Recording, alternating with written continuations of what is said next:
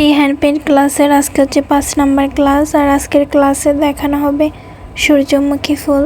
তো এখানে সূর্যমুখী ফুল আর্ট করার জন্য প্রথমে আমি সূর্যমুখী ফুলের মাঝের অংশটা দিয়ে দিচ্ছি। তো এই জন্য হচ্ছে আমি এখানে প্রথমে সার্কেলটা দিয়েছি ব্রাউন কালার দিয়ে, এরপর হচ্ছে মাঝে কমলা কালারটা অ্যাড করে দিয়েছি।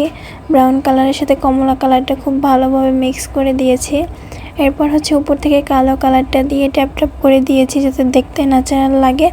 কালো কালারটা দিয়ে ট্যাপ ট্যাপ করে দেওয়ার পরে হচ্ছে এটার উপরে হলুদ কালারটা দিয়ে ট্যাপ ট্যাপ করে দিচ্ছি, যেটা দেখে আপনারা বুঝতে পারতেছেন মানে এখানে একদমই ন্যাচারালভাবে করেছি। তো মাঝে যে ছোট জায়গাটা থাকে ওইখানে হচ্ছে আবারও আমি কালো কালারটা দিয়ে ট্যাপ ট্যাপ করে দিয়েছি, এরপর হলুদ কালারটা দিয়েছি, এরপর আবার ছোট মাঝের জায়গাটাতে হচ্ছে কালো কালার দিয়েছি।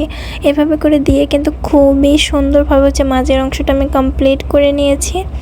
এরপর হচ্ছে আমি সূর্যমুখী ফুলের পাপড়িগুলো দিয়ে দিচ্ছি। সূর্যমুখী ফুলের পাপড়িগুলো কিন্তু আমি একটা একটা করে দিচ্ছি, দেখতেই পারতেছেন। প্রত্যেকটা পাপড়িতে কিন্তু ডিটেলিংয়ের কাজ করব। এখানে হলুদ কালারটা দিয়ে পাপড়িটা দেওয়ার পরে হচ্ছে পাপড়ির দুই সাইড থেকে তুলিতে সামান্য পরিমাণে ব্রাউন কালারটা নিয়ে তারপর হচ্ছে লাইনারের মতো করে দিয়ে এবং মাঝের জায়গাটাতে হচ্ছে খুবই সুন্দরভাবে ব্লেন্ড করে দিয়েছি হলুদ কালারটার সাথে, যাতে আর্টিফিশিয়াল না লাগে। তো এভাবে করে কিন্তু আমি প্রত্যেকটা পাপড়ি দিতেছি। আর এখন যে পাপড়িটা একটু বাঁকা করে দিয়েছি নিচের দিকে, সেটা হচ্ছে মানে নিচের দিকে পাপড়িটা একটু ভাঁজ হয়ে আছে, মানে ফুলটা দেখেই আপনারা বুঝতে পারবেন যেটা কোন স্টাইলে রয়েছে। সেইভাবে করে কিন্তু এই পাপড়িগুলো দিয়ে বোঝানো হয়েছে যে ফুলটা কোন স্টাইলে আছে। দেখেন নিচের দিকের পাপড়িগুলো কিন্তু এইভাবে একটু মাথার দিকে ভাঁজ করে দিয়েছি। এটা আপনারা দেখেই বুঝতে পারবেন যে কিভাবে করে এখানে আমি আর্ট করতেছি। এবং দুইটা পাপড়ি দেওয়ার পরে মাঝে যে জায়গাটা থাকে ওইখানে ছোট্ট করে একটা পাপড়ি অ্যাড করে দিবেন, তাহলে কিন্তু মনে হয় যে না এই সূর্যমুখী ফুলটার পাপড়িগুলো কয়েকটা লেয়ারে, যেটা আপনারা সচরাচর দেখে থাকি আর কি সত্যিকারের ফুলে। তো এইভাবে করে দেখেন আমি কিন্তু মাঝে যে পাপড়িটা দিচ্ছি ওইটার সাথে কিন্তু একটু পরিমাণে হচ্ছে কমলা কালারটা মিক্স করে দিচ্ছি। কতটা মানে সুন্দরভাবে ব্লেন্ড করে দিচ্ছি সেটা দেখেই বুঝতে পারতেছেন।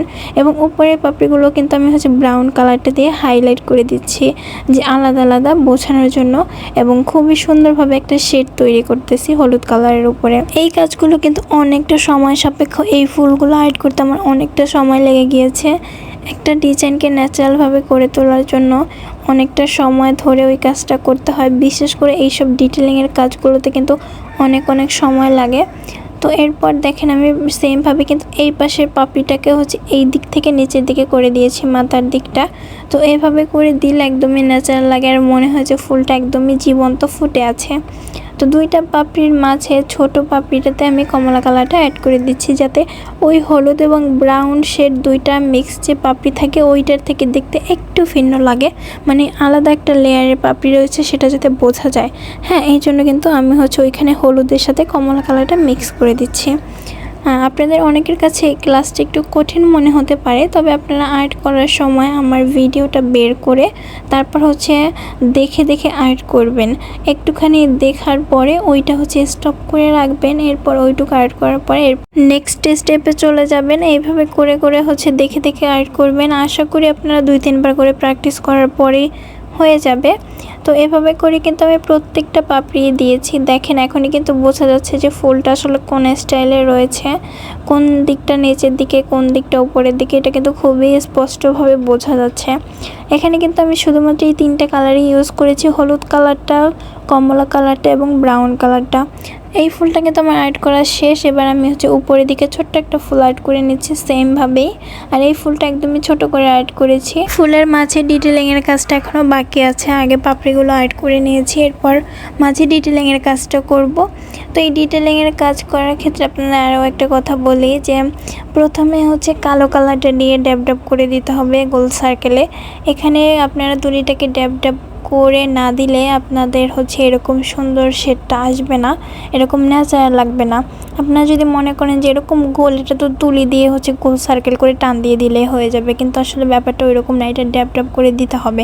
এটা এইভাবে করে দিলে হচ্ছে একদম ন্যাচারাল লাগে দেখতে, সেটা আপনারা দেখেই বুঝতে পারতেছেন। তো আমি এভাবে করে হচ্ছে কয়েকটা মানে ধাপে হচ্ছে এই মাঝের অংশে ডিটেলিংয়ের কাজটা করে থাকি। তো এই তো আমার 2টা ফুলেই কিন্তু কমপ্লিট। এবার এটার সাথে হচ্ছে কিছু ডালপালা অ্যাড করে দিব, আর নয়তো ডিজাইনটাকে অসম্পূর্ণ রয়ে যায়। একটা ডিজাইন করার ক্ষেত্রে যতক্ষণ না পর্যন্ত ফুলের সাথে ডাল এবং পাতা অ্যাড করা হয় ততক্ষণ পর্যন্ত ডিজাইনটাকে সম্পূর্ণ মনে হয় না, দেখতেও কিন্তু অতটা সুন্দর লাগে না। আর যখনই হচ্ছে ডাল এবং পাতা অ্যাড করা হয় তখন কিন্তু এটা সৌন্দর্য বেড়ে যায় এবং দেখতেও ভালো লাগে।